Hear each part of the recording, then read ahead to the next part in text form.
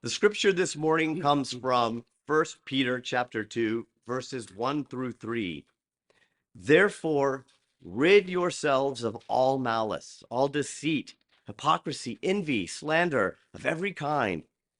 Be like newborn babies, craving pure spiritual milk, so that by it you may grow up in your salvation, now that you have tasted that the Lord is good. Now, on its face, this isn't a very patriotic scripture, but I love it because it's a clear instruction of what it takes to restore ourselves. Notice I said restore ourselves, not make our way towards. Restore ourselves to a condition of spiritual innocence, to be like newborns, pure and open and hopeful. And as we celebrate our nation's liberation from the crown of England, so it's only fitting that my inspiration for this week's sermon happened to come from across the pond, albeit 2.5 centuries earlier. It comes from what is reportedly the final letter Queen Anne Boleyn wrote to Henry VIII the day before her execution. And she wrote, "Your Grace's displeasure with my imprisonment are things so strange to me that what to write or what to excuse I am altogether ignorant. But let not your grace ever imagine that your poor wife will be brought to acknowledge a fault where not so much as a thought ever proceeded. And to speak a truth, never a prince had a wife more loyal in all duty and in all true affection than you have ever found in Anne Boleyn. But if you have already determined of me that not only my death, but an infamous slander must bring you the joying of your desired happiness, then I desire of God that he will pardon your great sin herein, and that he will not call you to a straight account for your unprincely and cruel usage of me at his general judgment seat, where both you and myself must shortly appear.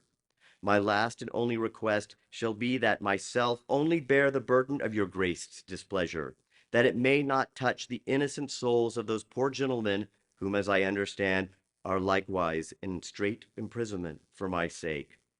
If ever I have found favor in your sight, if ever the name of Anne Boleyn have been pleasing to your ears, then let me obtain this request, so I will leave to trouble your grace any further, with mine earnest prayer to the Trinity to have your grace in his good keeping, and to direct you in all your actions from my doleful prison in the Tower, the 6th of May. Now, the Washingtonian in me, that part of me, the strategist, suspects that perhaps this was one last maneuver on a smart woman to avoid the executioner's axe. But as a spiritual man, I was compelled by the implications of accepting this letter at its face value. Here is a woman locked in the Tower of London, facing the end of her life. Her husband has gone to great lengths to portray her infidelity with numerous men, and all because she failed to give him a male heir. Too bad for science in the 16th century. But according to this letter, we do not find her in a state of despair, nor understandably wishing grand or cosmic ill will upon her cold-hearted husband. Anne Boleyn, we find her, is in a state of grace. She pleads for the lives of the numerous men King Henry has imprisoned to support his claims of her infidelity. Because she says, "Then I desire of God that he will pardon your great sin herein, that he will not call you to a straight account for your cruel treatment of me." Now, in this extreme and personally unimaginable example, the second wife of King Henry VIII has demonstrated a powerful lesson. That being a more nuanced, more powerful, and less transactional act of forgiveness. And notice there is no mention of forgiveness in this missive. And I only give you just a part of the letter, but there's no mention of forgiveness in it. Anne Boleyn does not excuse or mitigate Henry's cruelty, but in stripping the king's so-called nobility from his wholly unprincely actions, she has set her sights on the fundamental and universal essence of us all. And in this case, Henry's soul. She recognizes the journey of Henry's soul during its time here on earth, and she is fully aware of the grievous burden his actions have placed upon it. Generous and elevated on her part. But here is Anne's true victory. In facing the end of her own earthly journey, she has unburdened her own soul. She will not be taking the negative baggage of her betrayal, her imprisonment, and her ultimate execution into the life ever after. Now, I offer this extraordinary example not as a trip for our own dying days off into the future, but as an example of what we can do for the entirety of our lives. Yes, this specific scene was the concluding moment of Anne Boleyn's earthly story, but it was also one of countless pivotal and transformational moments in one human's life. Just as our lives have been, are, and will be the accumulation of countless critical moments, some of those moments indeed just an earthly moment, some of them, but I wager all our lives bear the impression of so-called moments that were actually months long, sometimes years. Now, like Anne, it's in these times that we often search for higher reason. This is no more evident in the many times I've heard people cry out, "Why me?" Some people, when they hear this plea, immediately think, oh, that person's gone to victim mode or helplessness. But to my metaphysical ear, why me is a fervent request.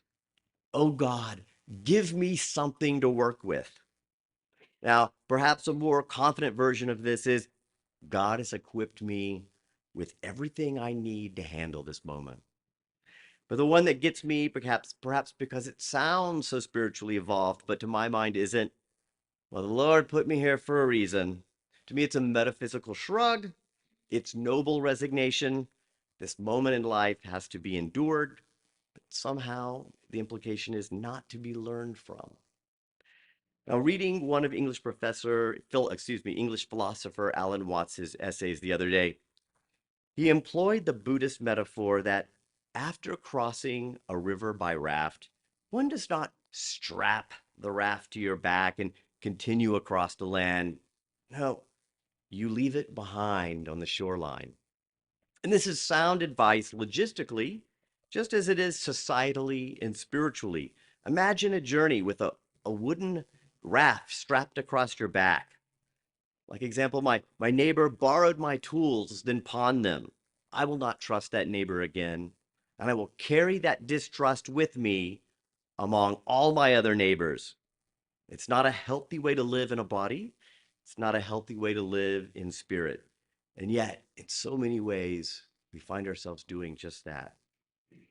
The forgiveness in this sense, and in the case of Anne Boleyn, it's not forgetting, it's not excusing.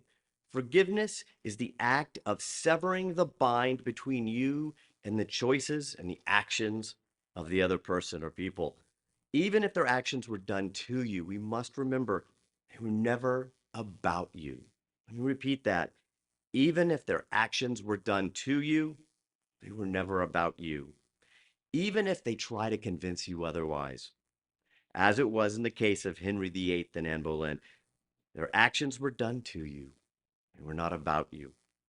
Looking back through my own 57 years, how many rafts have I strapped to my back, weighing me down, shackled? This is not freedom on a human level, and this is not freedom on a spiritual level. You've heard me reference over the years two of my personal heroes, Harriet Tubman, a boyhood hero since fifth grade, and Nobel laureate Malala Yousafzai. Tubman, who upon gaining freedom understood that it was meaningless if it was hers alone. So she returned to help all of her children escape, numerous members of her family, and scores of other enslaved people.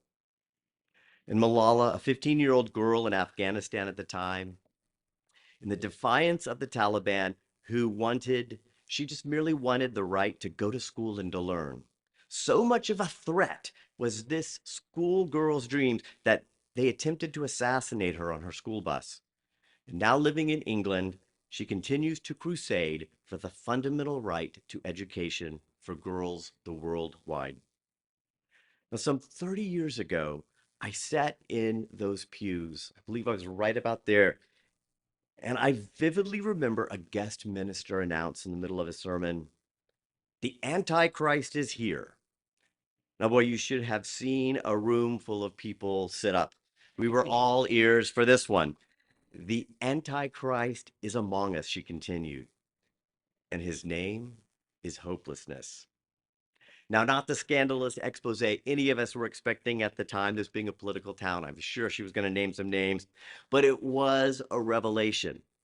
The opposite of Christ, the opposite of the Christed pathway, the Christ consciousness, is hopelessness. Harriet Tubman, Malala Yousafzai, understood a fundamental and necessary truth.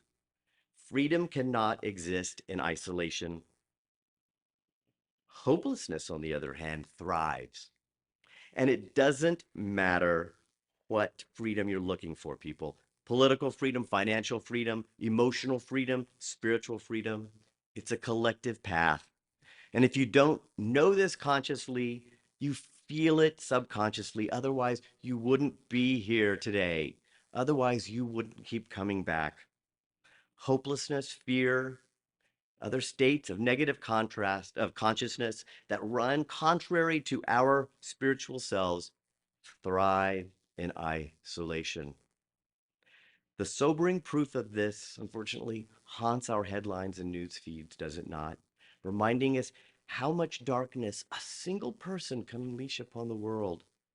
Regretfully, realistically, I'm hard pressed to think of too many instances where a single person randomly unleashed great joy upon the world. Hopefully, spiritual people, we need each other to accomplish great joy upon the world. Today, I mentioned carrying a raft on our backs, and in the past, you've heard me describe the heavy rocks we carry in our rucksacks. Both of these, they're a residue of our challenging life experience, of which the attachment to the people and circumstances, they isolate us from those around us. And that is the power of Anne Boleyn's example. Locked alone in the Tower of London, if we accept this story at face value, and for the point of this sermon, please do, her final act of freedom, still locked away in the Tower of London, was not achieved in solitude. She turned her mind and heart to the lives of the several men falsely accused and facing execution, as well of the soul of her husband Henry. Those were foremost in her mind and heart. And this grand example is good for us in our own everyday, far less regal ways. I personally have strived to commit it as often as possible throughout my life. And to be honest, it seems as I intently look back on my 57 years, I scour for more opportunities to rid it from, as, as St. Paul says, anger, malice. St. Peter says, anger, malice, fear, resentment, so I can return to the next life as a spiritual newborn, but also so that I may live as much of this life as a spiritual newborn. And so that to my heart and to my mind, that is true freedom. Blessings to you all on your own journeys.